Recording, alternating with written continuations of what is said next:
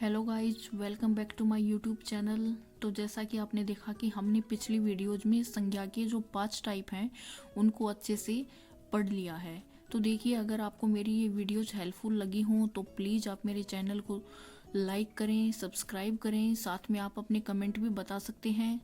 और अगर आपको कोई और इशू है, आपको कुछ ना समझ आए, तो आप अपने प्रॉब्लम्स, अपने डाउट कमेंट सेक्शन में छोड़ सकते हैं, वहाँ से आपको उनका आंसर मिल जाएगा।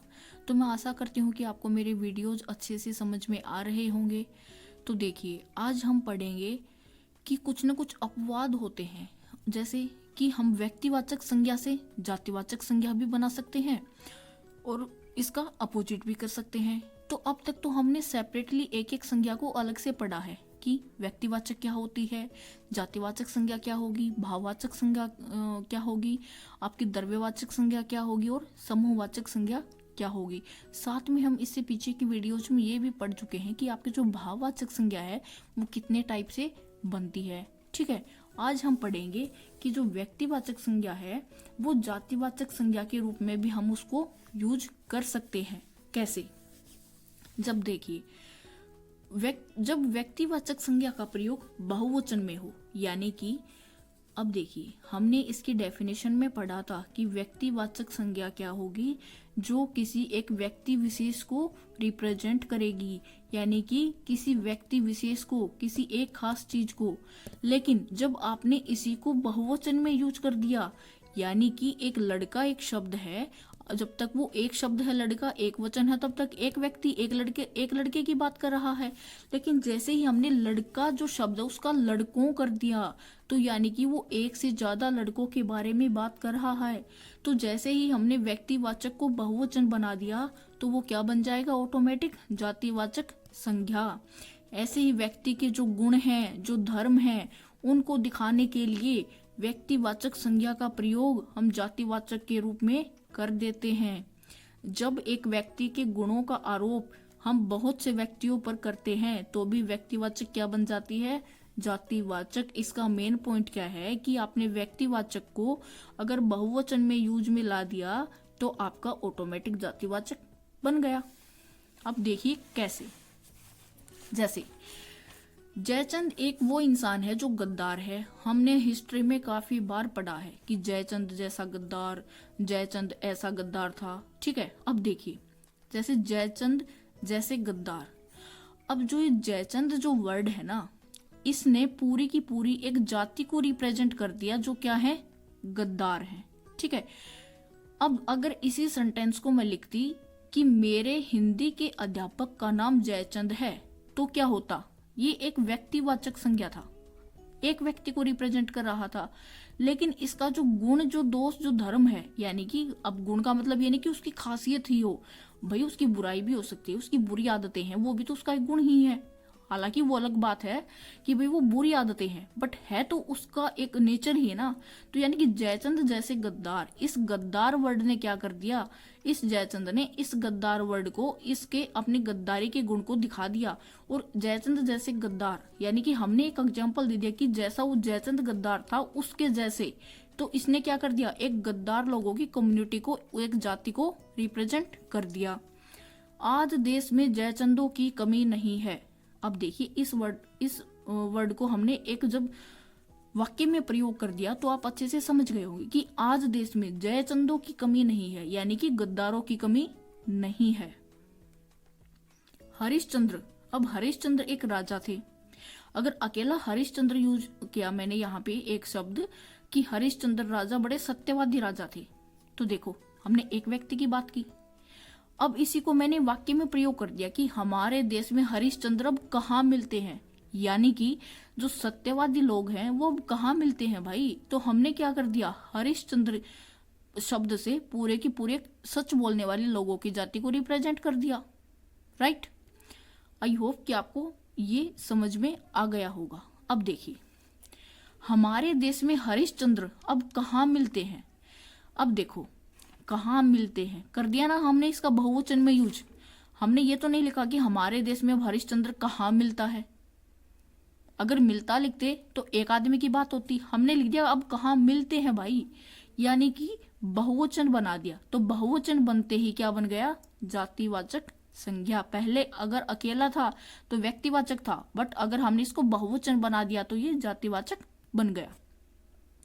अब विभीषण कौन था, आपको सबको पता है। रामायण में उसने क्या किया था, भगवान राम की मदद की थी, और विभीषण ने जो राज बताया था उसी की मदद से रावण मारा गया था।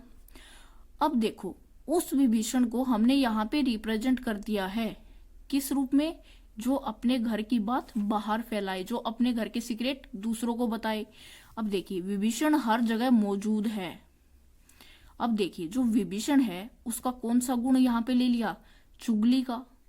अब विभीषण की चुगली है वो हर जगह फेमस है। कैसे, वो आप सबको पता है, हम सब ने स्टोरी सुन रखी है। तो देखिए, जो विभीषण है वो अब हर जगह मौजूद है, यानी कि जो घर की बात को बाहर बताने वाले जो चुगल हैं वो हर जगह हैं। यानी कि यहाँ पे चुगलखोरों को इसने शो कर दिया, यानी कि विभीषण शब्द ने पूरी एक जाति को रिप्रेजेंट कर दिया। शहीदों के बलिदान से अनेक भगत सिंह पैदा होंगे। अब देखो, जो शहीद होते हैं, जो हमारे वीर जवान शहीद होते हैं, उनके बलिदान से अनेक भगत सिंह पैदा होंगे। अब भगत सिंह था तो एक इंसान, ठीक है, लेकिन बात क्या आ गई इसमें, आप खुद सोच के देखिए कि जो भगत सिंह थे वो क्या थे, देश प्रेमी थे। अब क्या होगा, जब शहीद होंगे लोग, जब बलिदान दिए जाएंगे शहीदों के, तो क्या होंगे, उस बलिदान से प्रेरणा लेकर बहुत सारे ऐसे भगत सिंह जैसे व्यक्तित्व के लोग पैदा होंगे जो अपने देश के लिए मर मिटने को तैयार होंगे। यहाँ पे भगत सिंह जो वर्ड है ये क्या दिखा रहा है, पूरी एक जाति जो अपने देश के प्रति समर्पित है। परीक्षा खत्म होते ही बच्चे कुंभकर्ण बन गए। अब कुंभकर्ण कौन था, जो हमेशा सोता रहता था, ठीक है। अब अगर अकेला कुंभकर्ण होता तो व्यक्तिवाचक था, बट हमने इस कुंभकर्ण का कौन सा गुण दोष ले लिया, यहाँ पे हमने क्या कर दिया कि वो हर बार सोता ही रहता था। तो हमने क्या कर दिया कि जैसे ही परीक्षा खत्म होगी सारे के सारे बच्चे सोते ही रहेंगे, इतना सोएंगे कि उनको जगाओ तो भी सोते रहेंगे, उठेंगे ही नहीं, इतना आलसी बन जाएंगे। तो यानी कि यहाँ पे जो कुंभकर्ण शब्द है इसने पूरी की पूरी एक आलसी जाति को रिप्रेजेंट कर दिया जो हमेशा सोती रहती है, क्योंकि कुंभकर्ण क्या था, खाता था, पीता था और सोता था, राइट। इस टाइप से जो आपका एक वर्ड है अगर हमने उसको बहुवचन में यूज कर दिया, यानी कि हमने एक व्यक्तिवाचक संज्ञा को अगर बहुवचन में यूज कर दिया तो वो क्या बन जाएगी, आपकी जातिवाचक संज्ञा। आई होप कि आपको मेरा ये पॉइंट अच्छे से समझ में आया हो। अब मैं बात करती हूँ कि आप जातिवाचक संज्ञा का व्यक्तिवाचक भी बना सकते हो, ठीक है।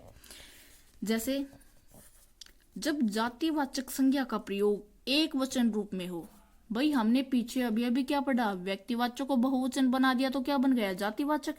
अब हमें क्या करना है, जातिवाचक को एक वचन में यूज कर दो, क्या बन जाएगा, व्यक्तिवाचक। जैसे गोस्वामी जी द्वारा लिखित मानस हिंदी का सर्वश्रेष्ठ ग्रंथ है। यानी कि अकेला जो गोस्वामी जी जो शब्द है वो क्या है, एक जाति को दिखाता है, एक जाति है गोस्वामी, ठीक है।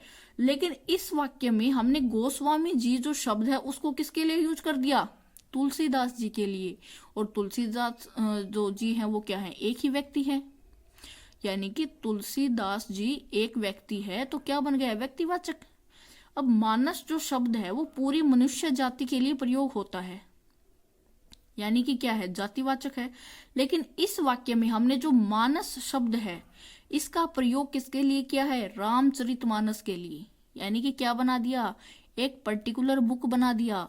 तो रामचरितमानस जो है वो तो एक ही है ना, तो एक के लिए क्या यूज करेंगे, व्यक्तिवाचक।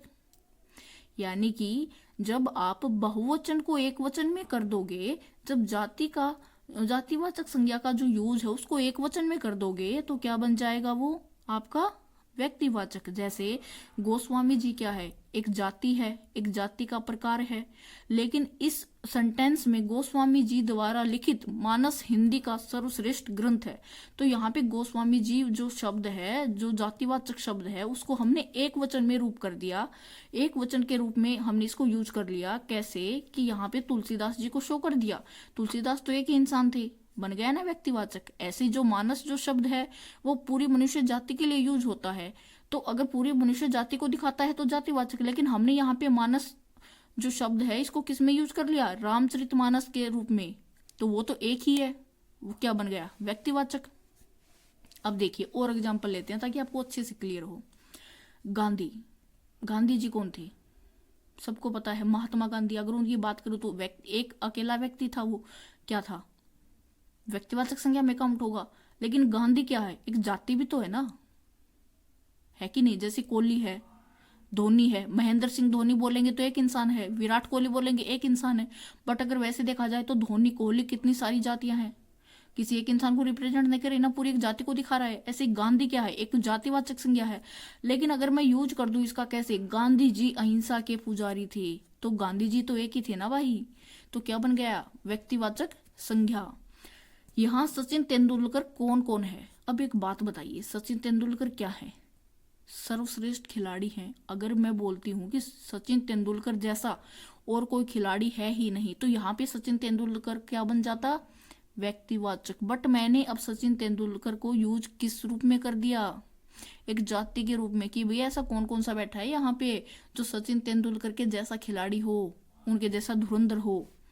खुशी कक्षा में प्रथम आई, जो खुशी है वो एक लड़की दिखा रहा है यहाँ पे, कि खुशी क्यों जो है वो कक्षा में प्रथम आई, कि भाई फर्स्ट पोजीशन पे आई है कौन, खुशी, तो खुशी ने क्या दिखा दिया, व्यक्तिवाचक को।